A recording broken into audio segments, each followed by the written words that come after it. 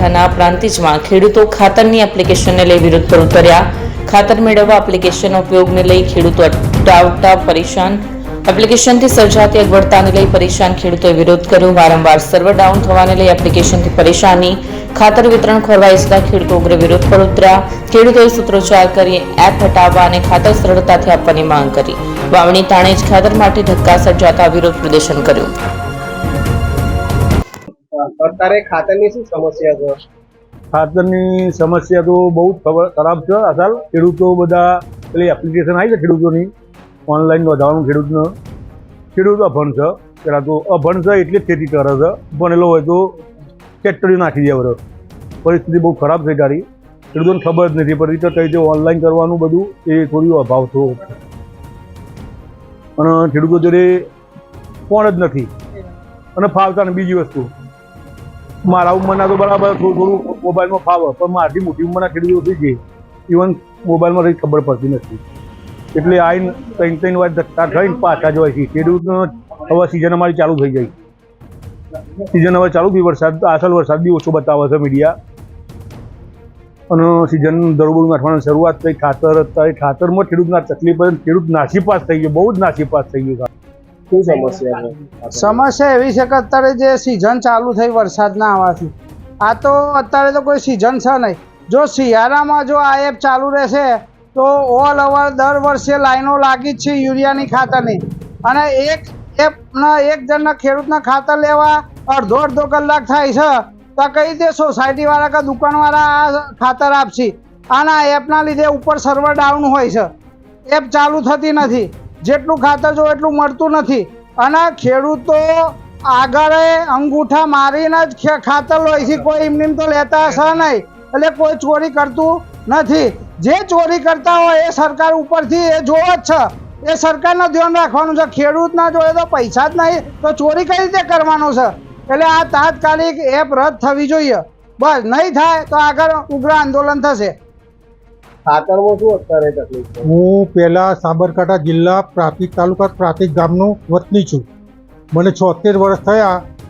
આજે જે ખેડૂતો ઉપર જે આ એપ નાખી અને ખાતરો આપવાની જે વાત ચાલે છે એ તદ્દન ખોટું છે. આજે 4 દિવસથી અમે આ મંડળી ઉપર આવીએ છીએ. આ મંડળી ઉપરથી અમને ખાતર મળતું નથી. એપ અમને આવડતી નથી અને મુશ્કેલી છે. 50% ખેડૂતો જોડે ફોન નથી, ક્યાંથી એપ નાખવાના છે? અને આજે સિઝન ચાલુ થઈ ગઈ છે અને ખેતરની તળાવ તૈયારી છે. ખાતર હાલ જરૂર છે પણ મળતું નથી. આ બધી વસ્તુ ખોટી છે અને આ રદ થવી જોઈએ કોઈ પણ સંજોગોની.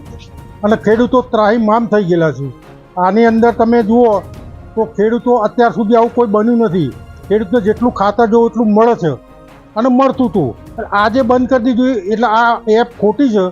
આજે સર્વર ડાઉન હોય છે તો ખેડૂતો 4 દિવસ ધક્કા ખાય છે તો ખાતર મળતું નથી. આ 3 દિવસથી એપ ચાલુ કરી છે છતાં આવીએ છે તો કે ભાઈ સર્વર ડાઉન છે. આ છે તો ખેડૂતને તો મરવું કે જીવવું.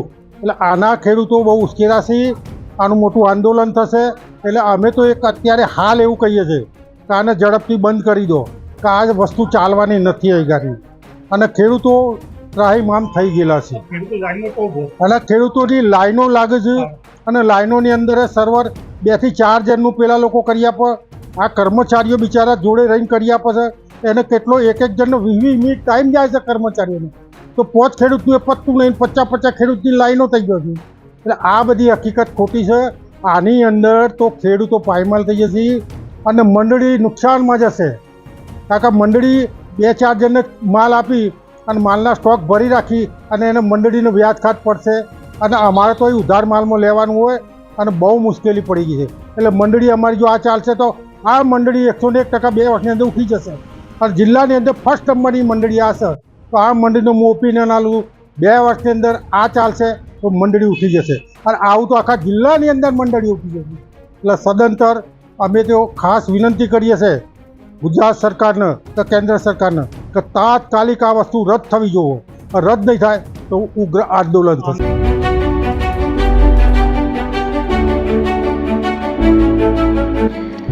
છાસવાલા આવી ગયા છે હવે પ્રાંતિજમાં. પ્રાંતિજ તથા તાલુકાના લોકોને હવે અમદાવાદ, ગાંધીનગર કે પછી હિંમતનગર સુધી લાંબા નહીં થવું પડે. ઘર આંગણે જ છાસવાલા આવી ગયા.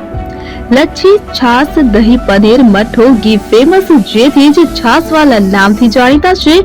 42 કરતા વધારે સિટી, 250 થી વધારે શાખાઓ અને 187 થી પણ વધારે products. Ice cream, candy, kulfi, corn, Chocobar, sandwich ice cream સહિત અવનવી આઈસ્ક્રીમનો ખજાનો. અને હા, સ્થળ ઉપર મુલાકાત લો તો જરૂરથી અમારો કોલ્ડ કોકો ટેસ્ટ કરો. દુકાન number 19, Ishwar Krupa shopping centre, approach road, Prantij, જિલ્લો સાબરકાંઠા. Contact number 8329611618, Chandan Patel.